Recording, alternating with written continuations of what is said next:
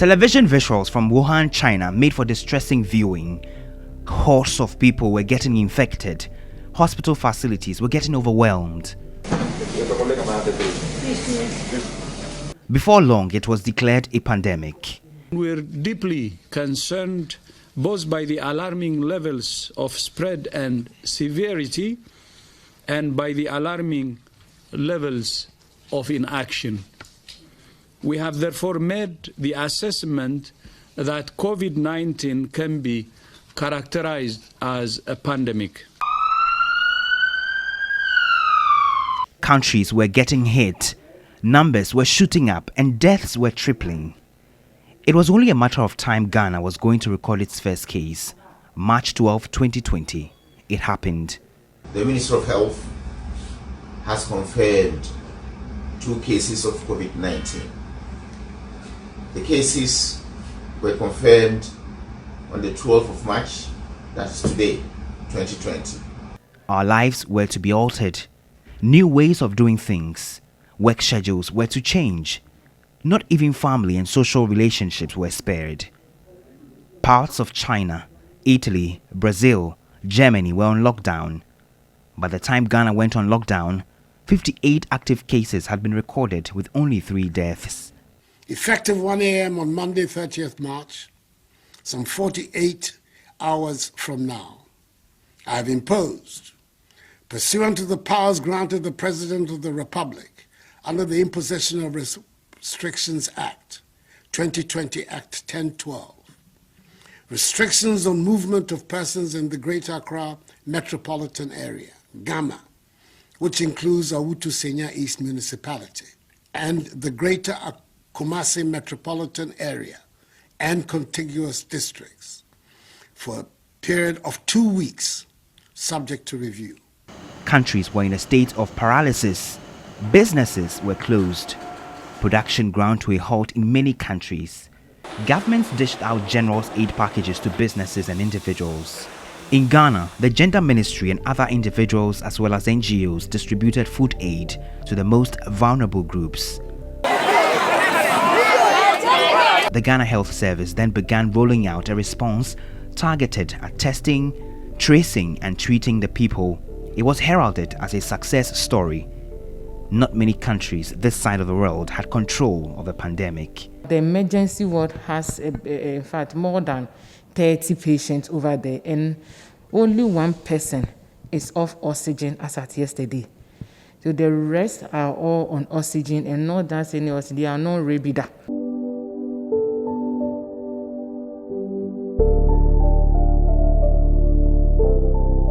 In the hospitals, treatment and isolation centers, people were suffering. Health workers were overwhelmed. Just recovered from COVID. I did not like the experience. It was a really bad experience for me. Most of the individuals coming here have tested positive already. Some of them too haven't tested yet. And we are opening the sample. There's going to be creation of aerosols. So if you are not fully protected and you are working here, you'll be exposed to the virus and you can get infected.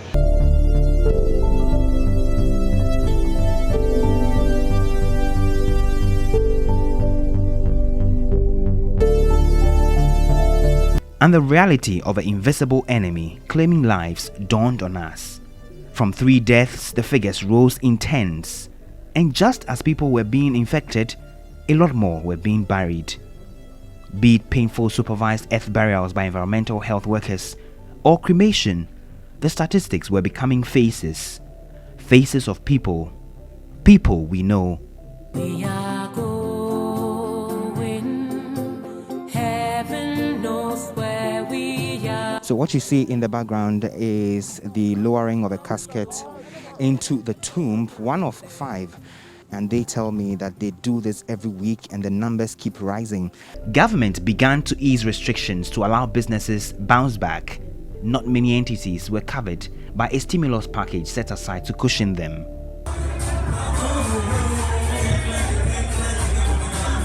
Kikibi's restaurant, like several others in the hospitality space, were on their knees.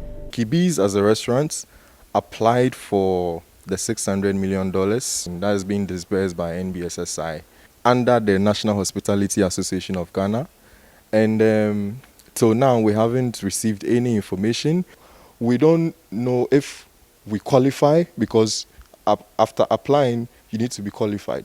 So when there's no information as to how much has been dispersed, and then who qualifies in order to wait, and expect something, and who doesn't qualify, we're all just there not knowing what's going on.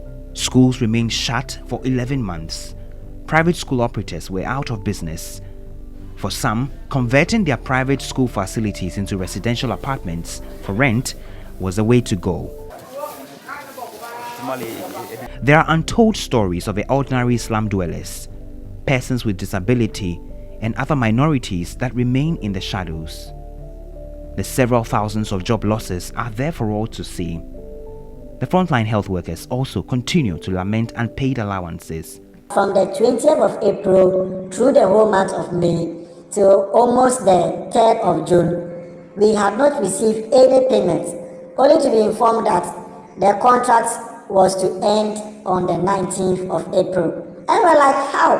We were working all this while we were taking the data, and people were risking their life to work, and realize the case, they inform us that it was just ending 19th. There are doubts over Ghana's handling of a pandemic after the initial steps. Political activities returned ahead of the December elections. There were huge campaigns and rallies with no respect for protocols. The Ghana Health Service would not admit that contact tracing halted along the line, but that was the reality. We were doing the contact tracing until the cases were down, but we were later informed that the contact tracing was just from 1st April to 19th of April. But the decision to drop the ante would come back to haunt us. Even while land borders remained shut, there were still people moving in and out of neighboring countries. Reopening the air borders also presented a fresh challenge.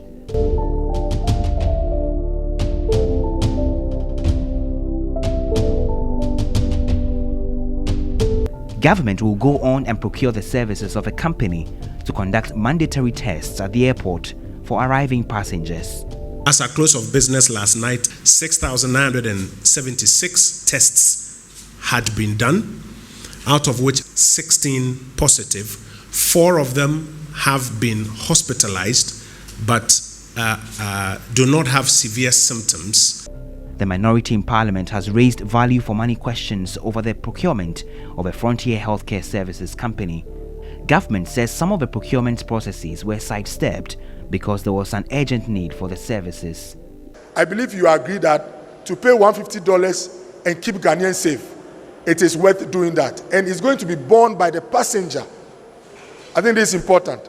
The cost is going to be borne by the passenger and not the state, not the taxpayer. In January this year, Ghana began seeing a fresh spike in cases and what experts said was a second wave. The Ghana Medical Association was livid several suggestions to government to reimpose restrictions ahead of the festivities and electoral processes were not heeded.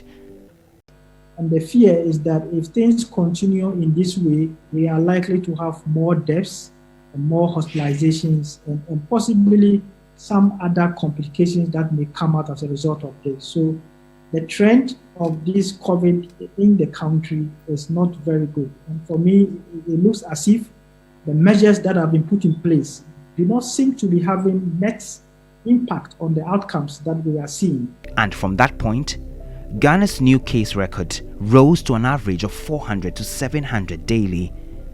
And in a matter of 10 days, over 100 deaths were recorded. In a week, we've lost 76 people. Okay. In 10 days, we've lost about 100 people. Currently, every day we are losing roughly a little over 10 people. That is what the situation is.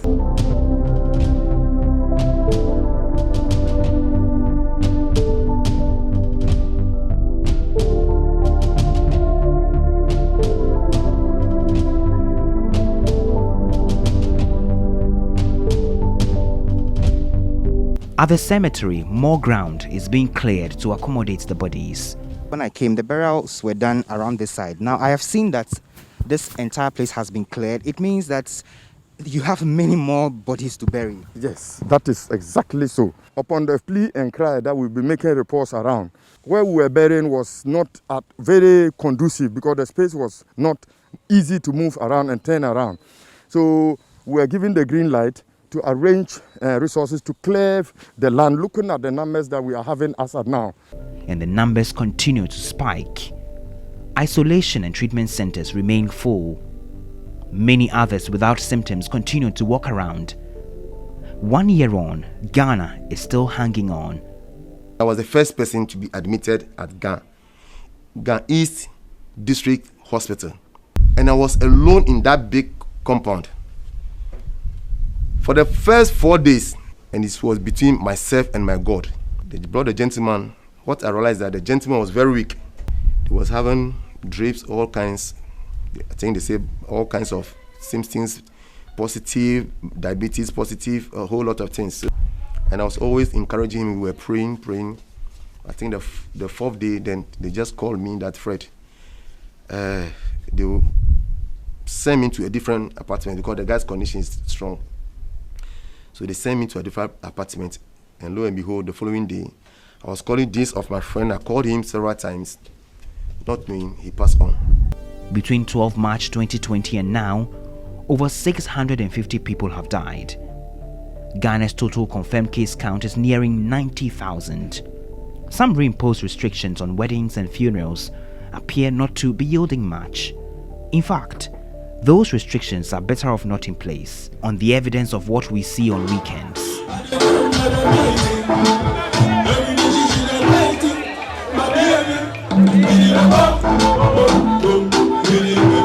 It's now more of personal responsibility than the healthcare system accounting for you. Because in some of the private facilities, you would have to cough up at least 20,000 cedis by the time you are being discharged from hospital. That's if you are lucky to make it. But with the commencement of a vaccination program targeted at 20 million Ghanaians, government hopes to get the situation under control. All that we are doing, this testing, treating, tracing, is intended at making sure we pick you early and you don't get severely ill. So the vaccines provide that answer. We, those managing the pandemic, have gone for the vaccines to prove to you that we will not let you take something which is inferior. Government will work hard to procure a lot of the vaccines. As we speak, between this month and May, we are expecting 2 to 3 million more vaccines from COVAX. Sputnik has given us some few thousands as a gift from the Russian Federation. Indian government has given us some 50,000 as a gift. COVAX is bringing some 2 million. The Minister of Health, Honorable Kuku Ajimamenu, is also working with the Russian government to bring in some millions. We are looking at about 10 million Sputnik vaccines. So we are in good shape. Within the next 10 months, hopefully by October, it's our target that all those 20 million who are the target should have been vaccinated.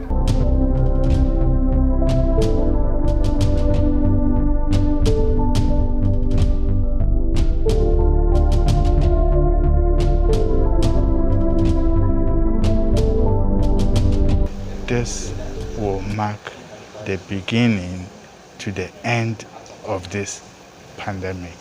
Any Ghanaian who goes out there to take the vaccine will go into the history book of Republic of Ghana that you were part of the people or the society that really kicked out COVID-19. For now, it would appear life is gradually getting back and the economy is on the road to recovery. But posterity would remember the year 2020 and how it dealt the world a lesson that will change the face of healthcare delivery. To all our friends and family who are among those who succumbed to the ravaging disease, we remember you, and we remember you forever. We are